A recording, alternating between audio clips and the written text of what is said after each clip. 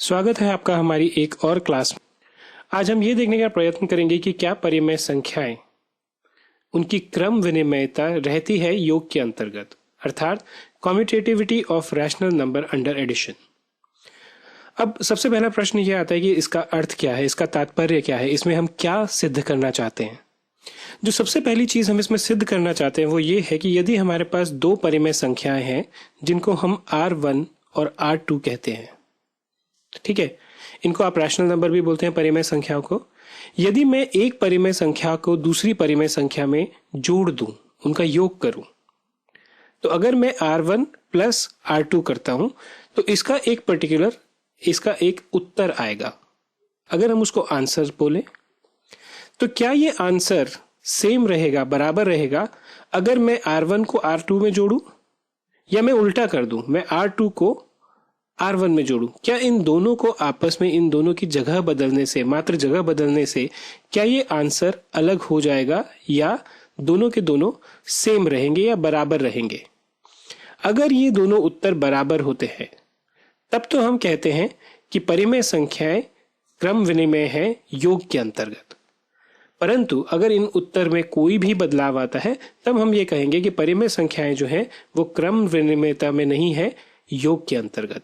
तो आइए हम इसके लिए दो उदाहरण अपने देखते हैं। दो क्या, एक्चुअली एक ही उदाहरण है, उसी को दो रूप में हम देखते हैं और जांचते हैं कि क्या जो हम कह रहे हैं वो सही है या गलत। तो हमारे सामने एक प्रश्न है जिसमें हमें दिया गया है कि -2 डिवाइड बाय 3 -2/3 प्लस 4/5। अगर हम देखें तो हमारे उस पुराने उदाहरण के स्वरूप में -2/3 जो है ये पहला रैशनल नंबर है या पहली परिमेय संख्या है। 4 डिवाइड बाय 5 4/5 ये दूसरी रैशनल नंबर है या दूसरी रैशनल संख्या है या परिमेय संख्या है। हमने क्या कहा था, क्या फर्क पड़ेगा यदि हम पहले 2/3 को 4/5 में जोड़े या दूसरे केस में अगर हम 4/5 को 2/3 में जोड़े? क्या उत्तर में कोई फर्क हमारे आएगा? चलिए हम इस चीज को पहले देखते हैं। तो अगर मैं इन दोनों संख्याओं को देखूं, 3 और 5 का, सबसे पहले हमें क्या करना होगा, हमें इनका एलसीएम निकालना होगा। 3 और 5 का एलसीएम कितना होता है? 15। 15 में 3 कितनी बार जाएगा? 5 बार। 5 को अगर हम 2 से भाग करें, क्योंकि ये माइनस है तो हमारे पास -10 आ जाएगा। इसी तरह यदि आप 15 को 5 से भाग करेंगे तो 3 होगा। 3 को 4 से गुणा करने पर हमें 12 की प्राप्ति होगी। 12 - 10 हमें क्या मिलेगा? 2/15। यानी जब मैंने -2/3 को 4/5 से जोड़ा तो मेरा उत्तर 2/15 आया।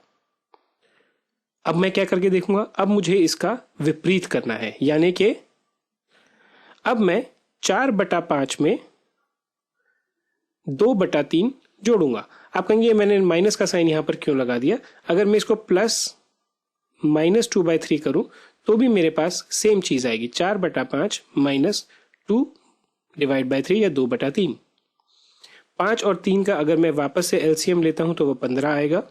15 5 में कितने बार जाएगा? 3 बार। 3 का अगर मैं गुणा करता हूं 4 से, 3/3 × 4 12। 15 3 से जब हमने गुणा किया तो 5 का भाग 2 से करेंगे तो 10, क्योंकि यहाँ माइनस का साइन है तो हम यहाँ -10 लिख देंगे। 12 - 10 हमें फिर वापस क्या मिला? 2। 15 हमारा वैसे के वैसे आ गया। अब अगर आप ये मेरे साथ देखें तो क्या हुआ है, पहली बार में हमारा उत्तर था 2/15, दूसरी बार में भी मेरा उत्तर 2/15, यानी इन दोनों उत्तरों में कोई फर्क नहीं हुआ, सिर्फ इस कारण से कि पहली बार मैंने 2/3 को पहले जोड़ा और फिर उसके बाद 4/5 को जोड़ा, और दूसरी बार मैंने पहले 4/5 को रखा और बाद में 2/3 को। इसको देखते हुए हम ये कह सकते हैं कि रैशनल नंबर जो है वो कम्यूटेटिव होते हैं एडिशन में, यानी परिमेय संख्याएं जो है योग के अंतर्गत क्रम विनिमय है। मुझे उम्मीद है इस वीडियो से आपको कुछ सहायता प्राप्त हुई होगी। यदि आप हमें कोई भी अपना फीडबैक या कोई भी ऐसी चीज बताना चाहें जिससे हम आपकी और सहायता कर सकते हैं, उसके लिए आपका स्वागत है। अगर आप चाहते हैं कि हमारे और वीडियो देख सकें तो आप हमें सब्सक्राइब कर सकते हैं यहाँ पर क्लिक करके। आप इस वीडियो को डाउनलोड कर सकते हैं यहाँ क्लिक करके। यदि आपके साथ और कोई समस्या है जिसके कारण आपको इंटरनेट का एक्सेस नहीं है और आप चाहते हैं कि आप ये वीडियो देखें, तो आप कृपया हमें हमारे ईमेल आईडी arinjay2009@gmail.com पर लिखें और हम आपकी पूरी सहायता करने की कोशिश करेंगे। हमारे साथ बने रहने के लिए आज आपका बहुत बहुत धन्यवाद। हम उम्मीद रखते हैं कि आपसे अपनी अगली कक्षा में दोबारा मिलेंगे।